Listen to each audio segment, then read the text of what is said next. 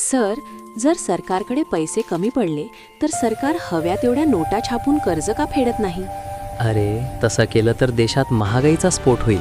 म्हणून सरकारला कुठूनही कर्ज घेता येत नाही. त्यासाठीच तुटीचा अर्थभरणा करण्याचे काही नियम आहेत. अच्छा, मग सरकारवर कंट्रोल कोण ठेवतो? तिथेच येतो FRBM कायदा, जो सरकारच्या उधळपट्टीला ब्रेक लावतो. चला तर मग समजून घेऊया FRBM कायदा, फक्त संकल्प करिअर अकॅडमीवर. नमस्कार विद्यार्थी मित्रांनो, आपले संकल्प करिअर अकॅडमीत स्वागत. आज आपण एका अशा प्रश्नाचा शोध घेणार आहोत जो आपल्यापैकी अनेकांना पडतो. सरकारकडे पैसे कमी पडले तर ते जास्त नोटा का छापत नाही? म्हणजे विचार करा, देशातली गरिबी हटवायची असेल तर सगळ्यांना पैसे वाटून टाका. किती सोपं वाटतं हे. पण सरकार असं का करत नाही? हा प्रश्न खूपच स्वाभाविक आहे आणि याचं उत्तर अर्थव्यवस्थेच्या दोन महत्त्वाच्या आणि तितक्याच रंजक संकल्पनांमध्ये दडलं आहे. पहिली म्हणजे तुटीचा वित्तपुरवठा, म्हणजेच डेफिसिट फायनान्सिंग. ओके.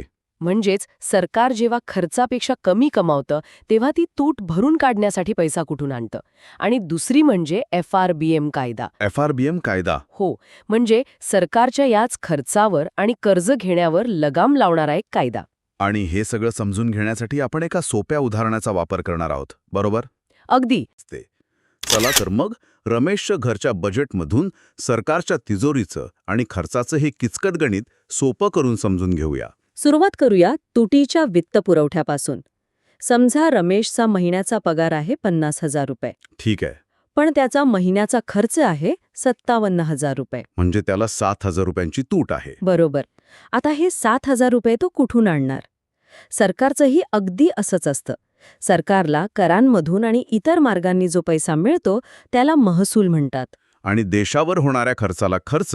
हो, जेव्हा खर्च महसुलापेक्षा जास्त होतो तेव्हा त्याला तूट म्हणतात. आणि ही तूट भरून काढण्याच्या प्रक्रियेलाच तुटीचा वित्तपुरवठा म्हणतात. ठीक आहे. म्हणजे रमेश सारखीच सरकारलाही पैशांची तूट जाणवते. मग रमेशप्रमाणेच सरकारकडेही पैसे उभे करण्याचे काही मार्ग असतील. पहिला आणि सर्वात जास्त वापरला जाणारा मार्ग कोणता? Market borrowing. हो, जसं रमेश आपल्या श्रीमंत मित्रांकडून किंवा बँकेकडून व्याजाने पैसे घेतो, त्याचप्रमाणे सरकार देशातील नागरिक आणि संस्थांकडून कर्ज घेतं. पण कसं? यासाठी सरकार शासकीय रोखे म्हणजे गव्हर्नमेंट सिक्युरिटीज किंवा G-SECs नावाचे कागद बाजारात विकायला काढतं. थांबा, इथे मला एक प्रश्न पडलाय. सरकार जर बँकांकडून कर्ज घेतं आणि त्या बँकांमध्ये पैसा तर आपलाच आहे, हो, मग हे सरकार स्वतःच्याच लोकांकडून कर्ज घेत आहे असं झालं ना? मग यात धोका नक्की कुठे आहे? तुमचा प्रश्न अगदी अचूक आहे. हे सरकार देशांतर्गत कर्ज घेत असल्यामुळे तुलनेने सुरक्षित मानलं जातं. पण याचा एक छुपा आणि मोठा परिणाम सामान्य माणसावर होतो. तो कोणता? त्याला अर्थशास्त्रात क्राउडिंग आउट इफेक्ट असं म्हणतात. Crowding out effect? हो, विचार करा, बँक्सकडे समजा 100 रुपये आहेत कर्ज देण्यासाठी. 20 रुपयेच उरतात. अच्छा, म्हणजे पैशांची मागणी तेवढीच राहते पण पुरवठा कमी होतो. अगदी. आणि मग अर्थशास्त्राच्या नियमाप्रमाणे बँक उरलेल्या 40 रुपयांवर जास्त व्याज लावते. अगदी बरोबर. हे एक चक्रव्यूह आहे. सरकारला अर्थव्यवस्था चालवण्यासाठी कर्ज घ्यावं लागतं, पण त्याच कर्जामुळे सामान्य माणसाचं घराचं किंवा गाडी घेण्याचं स्वप्न महाग होतं. बरोबर. कंपन्यांना व्यवसाय वाढवण्यासाठी महाग कर्ज मिळतं, ज्यामुळे नवीन नोकऱ्या निर्माण होण्याचा वेग मंदावतो. म्हणजे एका बाजूला सरकार मदत करते असं वाटतं, पण दुसऱ्या बाजूला ते आपल्याच खिशातून अप्रत्यक्षपणे पैसे काढून घेत असतं. हो, अगदी तसंच. वा, हा मुद्दा खूप महत्वाचा आहे. बाजारातनं कर्ज घेणं तर समजलं, पण सरकारकडे अजून काही छुपे मार्ग आहेत का पैसे उभे करण्याचे? आपल्या घरात जसे आपण आपत्कालीन निधी ठेवतो तसं सरकार काही करतं का? हो, दुसरा मार्ग तोच आहे ज्याला अल्प बचतीचा वापर म्हणजे यूज ऑफ स्मॉल सेव्हिंग्ज म्हणतात. जसं रमेश त्याच्या मुलाच्या पिगी बँकेतील पैसे किंवा पत्नीने स्वयंपाकघरात साठवलेले पैसे गरजेच्या वेळी वापरतो, तसंच सरकार काम करतं. म्हणजे माझा प्रॉव्हिडंट फंड, PF किंवा पोस्ट ऑफिसमधली गुंतवणूक, सरकार ते पैसे वापरतं. हो, आपण सामान्य नागरिक पोस्ट ऑफिस, प्रॉव्हिडंट फंड किंवा नॅशनल सेव्हिंग सर्टिफिकेटमध्ये जी गुंतवणूक करतो, तो पैसा भारताच्या सार्वजनिक खात्यात म्हणजे पब्लिक अकाउंट ऑफ इंडियामध्ये जमा होतो. अच्छा. सरकारला जेव्हा गरज असते तेव्हा ते या खात्यातून पैसे उचलतं. हा पैसा सरकारचा नसतो, तो लोकांचा असतो, जो सरकारला व्याजासहित परत करावाच लागतो. अगदी. पण तात्पुरती गरज भागवण्यासाठी सरकार या पैशाचा वापर करतं. पण हे नैतिकदृष्ट्या कितपत योग्य आहे? म्हणजे लोकांनी त्यांच्या म्हातारपणासाठी किंवा भविष्यासाठी साठवलेले पैसे ते सरकारने आपल्या रोजच्या खर्चासाठी वापरावेत, हे जरा विचित्र नाही का वाटत? हा एक वादग्रस्त मुद्दा आहे. हे जरी कायदेशीर असलं तरी या पैशाचा वापर किती जबाबदारीने होतो यावर अनेक तज्ज्ञ प्रश्नचिन्ह निर्माण करतात. कारण हा पैसा दीर्घकालीन गुंतवणुकीसाठी असतो आणि सरकारने तो अनुत्पादक खर्चासाठी वापरल्यास अर्थव्यवस्थेवर नकारात्मक परिणाम होऊ शकतो. बरोबर. आता तिसरा मार्ग बघूया, परकीय कर्ज. हे तर नावावरूनच स्पष्ट आहे. हो, म्हणजे रमेशने अमेरिकेतल्या मित्राकडून कर्ज घेण्यासारखं झालं. पण भारताच्या बाबतीत याचं प्रमाण किती आहे आणि यात काय धोका आहे? भारताच्या एकूण कर्जामध्ये याचं प्रमाण खूप कमी आहे, साधारण 3 ते 4%. सरकार जागतिक बँक, आंतरराष्ट्रीय नाणेनिधी म्हणजे IMF किंवा जपानसारख्या देशांकडून कर्ज घेतं. हा मार्ग थोडा धोकादायक मानला जातो, कारण हे कर्ज सहसा डॉलरमध्ये घेतलं जातं.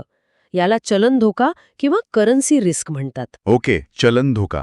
समजा आपण कर्ज घेतलं तेव्हा $1 $70 होता आणि परत करताना तो $80 झाला. तर आपल्याला प्रत्येक डॉलरमागे ₹10 जास्त द्यावे लागतील. हो, यामुळे आपल्या कर्जाचा बोजा अचानक वाढू शकतो. आणि आता आपण त्या चौथ्या आणि सर्वात वादग्रस्त मार्गावर येऊया, ज्यावरून आपली चर्चा सुरू झाली. रिझर्व्ह बँकेकडून कर्ज घेणे किंवा थेट नोटा छापणे. Monetisation of deficit. हे म्हणजे रमेशने घरीच खोट्या नोटा छापण्यासारखं झालं नाही का? फरक इतकाच की रमेशसाठी हे बेकायदेशीर आहे, पण सरकारसाठी हे एका मर्यादेपर्यंत कायदेशीर आहे. या प्रक्रियेत सरकार रिझर्व्ह बँकेला म्हणजे RBIला सांगतं की हे घ्या आमचे रोखे आणि त्या बदल्यात आम्हाला नवीन नोटा छापून द्या.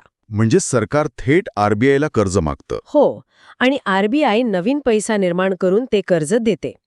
पण यामुळेच अर्थव्यवस्थेवर सर्वात गंभीर परिणाम होतो. तो म्हणजे महागाईचा भस्मासूर. अगदी. इथेच तो मूळ प्रश्न येतो की सरकार अमर्याद नोटा का छापत नाही?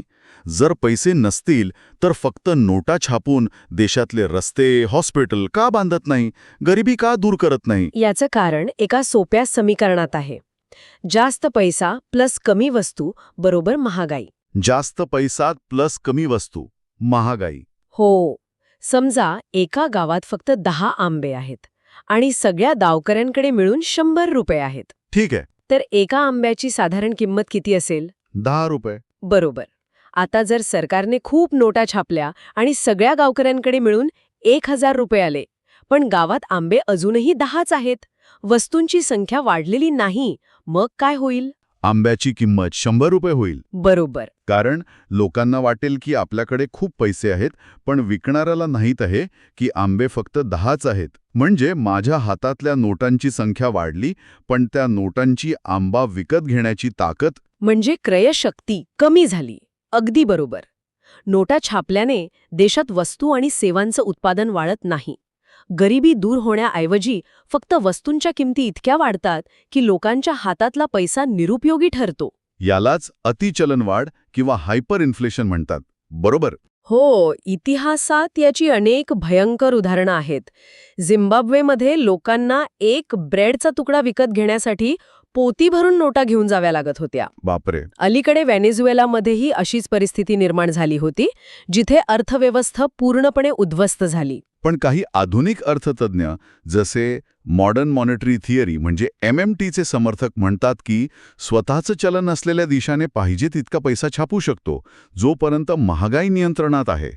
त्या युक्तिवादात काही तथ्य आहे का? ही एक खूपच वादग्रस्त आणि नवीन संकल्पना आहे.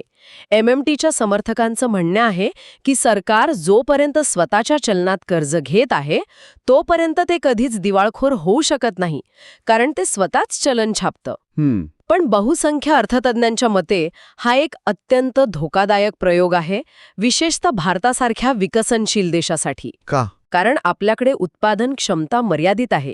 अमर्याद नोटा छापल्यास महागाई नियंत्रणाबाहेर जाण्याचा धोका खूप जास्त आहे आणि याच धोक्यामुळे 1991च्या आर्थिक संकटानंतर भारताने 1997 पासून तूट भरून काढण्यासाठी थेट नोटा छापण्याची पद्धत, जी ॲडहॉक ट्रेजरी बिल्स म्हणून ओळखली जायची, हो, ती पद्धत बंद केली आहे. ठीक आहे. म्हणजे सरकारकडे कर्ज काढण्याचे अनेक मार्ग आहेत आणि प्रत्येकाचे फायदे तोटे आहेत. पण या कर्ज घेण्याला काही मर्यादा आहे की नाही? रमेशच्या उदाहरणात त्याचे वडील त्याला ओरडले, मग सरकारला ओरडणारं कोण आहे? बरोबर. इथेच FRBM कायद्याची एंट्री होते. कर्ज घेण्याची सवय लागल्यावर जसं रमेशचे वडील, म्हणजे आपण त्यांना संसद समजूया, हां. त्याला म्हणाले, अरे रमेश, तू जर असाच उधळपट्टी करत राहिलास तर आपली पुढची पिढी म्हणजे तुझी मुलं कर्जात बुडून जातील. तुला आता पैशाची शिस्त लावावीच लागेल. हाच विचार करून भारताच्या संसदेने 2003 मध्ये एक कायदा पास केला, ज्याचं नाव आहे FRBM कायदा. कारण 2000च्या दशकात सरकारने खूप कर्ज घ्यायला सुरुवात केली होती. हो, आणि भविष्यातील पिढीवर कर्जाचा बोजा पडू नये ही त्यामागची मुख्य भावना होती. FRBM म्हणजे fiscal responsibility and budget management act, म्हणजेच राजकोषीय दायित्व आणि अर्थसंकल्पीय व्यवस्थापन कायदा. मग हा कायदा आणून सरकारने नक्की काय साध्य करायचं ठरवलं होतं? स्वतःवर कोणती बंधनं घालून घेतली? या कायद्याने सरकारला मुख्यत्वे 3 गोष्टी सांगितल्या. एक, आर्थिक शिस्त लावा, फिस्कल डिसिप्लिन. म्हणजे अफाट कर्ज घेणे बंद करा. हो, आणि तुमची राजकोषीय तूट म्हणजे फिस्कल डेफिसिट नियंत्रणात आणा. 2, महसुली तूट म्हणजे रेव्हेन्यू डेफिसिट शून्यावर आणा. 1 मिनिट, महसुली तूट म्हणजे काय? जरा सोप्या भाषेत सांगाल का? नक्कीच. सरकारचे 2 प्रकारचे खर्च असतात. एक म्हणजे भांडवली खर्च. जसे की रस्ते, धरणं, शाळा बांधणे. अगदी, हा चांगला खर्च आहे, कारण यातून देशाची मालमत्ता वाढते. दुसरा असतो महसुली खर्च, जसे की सरकारी कर्मचाऱ्यांचे पगार, पेन्शन, सबसिडी. म्हणजे रोजचा खर्च. हो, रोजचा खर्च. कायद्याचं म्हणणं होतं की तुम्ही रोजचा पगार पाणी देण्यासाठी कर्ज घेऊ नका. ते फक्त तुमच्या कराच्या पैशातूनच भागवा. बरोबर. कर्ज फक्त देशाची मालमत्ता वाढवण्यासाठी घ्या. आणि तिसरी अट होती, RBI कडून थेट कर्ज घेणे म्हणजे नोटा छापणे पूर्णपणे बंद करा. हो, ही उद्दिष्टे तर खूपच चांगली वाटतात, पण ती प्रत्यक्षात साध्य झाली का? आणि इथे NK सिंग समितीची भूमिका काय होती? नाही, सुरुवातीला 2003 मध्ये ठरवलेली लक्ष्य पूर्ण झाली नाहीत. अनेकदा सरकार ती पाळू शकलं नाही. त्यामुळे 2016 मध्ये कायद्याचा आढावा घेण्यासाठी आणि त्याला अधिक व्यावहारिक बनवण्यासाठी NK सिंग यांच्या अध्यक्षतेखाली एक समिती नेमण्यात आली. अच्छा. या समितीने काही नवीन आणि अधिक स्पष्ट लक्ष्य दिली, जी परीक्षेसाठी खूप महत्त्वाची आहेत. समितीने सुचवलं की राजकोषीय तूट GDPच्या 2.5% खाली आणावी आणि सर्वात महत्त्वाचे म्हणजे कर्जाचे प्रमाण म्हणजे डेट टू GDP रेशो. ठरवले. डेट टू GDP रेशो हे काय आहे आणि हे का महत्त्वाचं आहे? डेट टू GDP रेशो म्हणजे देशाच्या एकूण कमाईच्या म्हणजे GDPच्या तुलनेत देशावर एकूण किती कर्ज आहे. NK सिंग समितीने सांगितले की केंद्र सरकारचे एकूण कर्ज GDPच्या 40% पेक्षा जास्त नसावे. आणि केंद्र व राज्य सरकारांचे मिळून एकूण कर्ज GDPच्या 60% पेक्षा जास्त नसावे. हे प्रमाण खूप महत्त्वाचे आहे, कारण आंतरराष्ट्रीय रेटिंग एजन्सीज जसे की मूडीज आणि स्टँडर्ड अँड पुअर्स त्या या प्रमाणावरून ठरवतात की भारताला कर्ज देणे किती सुरक्षित आहे. अच्छा. जर हे प्रमाण वाढले तर ते भारताचं रेटिंग कमी करतात, ज्यामुळे आपल्याला परदेशातून कर्ज मिळणं महाग होतं. अच्छा. म्हणजे जेव्हा अर्थमंत्री बजेट सादर करतात तेव्हा त्यांच्यावर या आकड्यांचे प्रचंड दडपण असणार. पण काही आपत्कालीन परिस्थितीत जसे की कोरोना महामारी आली तेव्हा तर हे नियम पाळणे शक्यच नव्हते. मग अशा वेळी काही सूट आहे का? नक्कीच. यालाच एस्केप क्लॉज किंवा सुटकेचा मार्ग म्हणतात. हे अगदी आपल्या न्यू इयर रेझोल्युशन सारखं आहे. बरोबर. आपण नियम बनवतो, पण वाढदिवसाच्या पार्टीत केक समोर आला की एस्केप क्लॉज वापरतोच. हां. तसंच रमेशच्या वडिलांनी त्याला सांगितलं होतं की नियम कडक आहेत, पण घरात कोणी आजारी पडले किंवा काही मोठे संकट आले तर तू नियम मोडू शकतोस. त्याचप्रमाणे FRBM कायद्यानुसार सरकार काही विशिष्ट परिस्थितीत तुटीचं ठरवलेलं लक्ष्य ओलांडू शकते. आणि त्या विशिष्ट परिस्थिती कोणत्या आहेत? कायद्यात त्या नमूद केल्या आहेत का? हो, त्या स्पष्टपणे नमूद केल्या आहेत. पहिली म्हणजे युद्ध किंवा राष्ट्रीय सुरक्षेचं संकट. दुसरी, नैसर्गिक आपत्ती. तिसरी, कृषी क्षेत्राची मोठी पडझड, ज्यामुळे देशात अन्न सुरक्षेचा प्रश्न निर्माण होऊ शकतो. चौथी, देशात मोठ्या संरचनात्मक सुधारणा स्ट्रक्चरल रिफॉर्म्स लागू केल्या जात असतील, जसे की GST लागू करणे. आणि पाचवी, महामारी म्हणजे पॅन्डेमिक. जसे की कोरोना काळात सरकारने लोकांचे प्राण वाचवण्यासाठी आणि अर्थव्यवस्थेला आधार देण्यासाठी नियमांकडे दुर्लक्ष करून खूप खर्च केला, जे आवश्यक होते. आणि सध्याची परिस्थिती काय आहे? कोरोनानंतर सरकार या शिस्तीच्या मार्गावर परत आले आहे का? सध्या कोरोनामुळे आलेल्या आर्थिक संकटामुळे सरकार FRBMचे काटेकोर पालन करू शकलेले नाही. जिथे राजकोषीय तुटीचं लक्ष GDPच्या 3% आसपास असायला हवं, तिथे 2024-25च्या अर्थसंकल्पात ते 4.9% आहे. पण मग पुढे काय? अर्थमंत्र्यांनी संसदेत वचन दिले आहे की सरकार हळूहळू शिस्तीच्या मार्गावर परत येईल. 2025-26 पर्यंत हे प्रमाण 4.5% खाली आणण्याचं उद्दिष्ट आहे. अच्छा. या हळूहळू तुटीचं प्रमाण कमी करत आणण्याच्या मार्गालाच अर्थशास्त्राच्या भाषेत फिस्कल ग्लाइड पाथ असं म्हणतात. Fiscal glide path. तर आज आपण सरकारच्या आर्थिक गणिताचे 2 महत्त्वाचे पैलू पाहिले. एक म्हणजे सरकार आपली तूट भरून काढण्यासाठी प्रामुख्याने बाजारातून कर्ज घेते, ज्यामुळे आपल्यासाठी कर्ज महाग होऊ शकतं. याशिवाय अल्पबचत आणि परकीय कर्जाचाही वापर करते, पण थेट नोटा छापणे मात्र टाळते.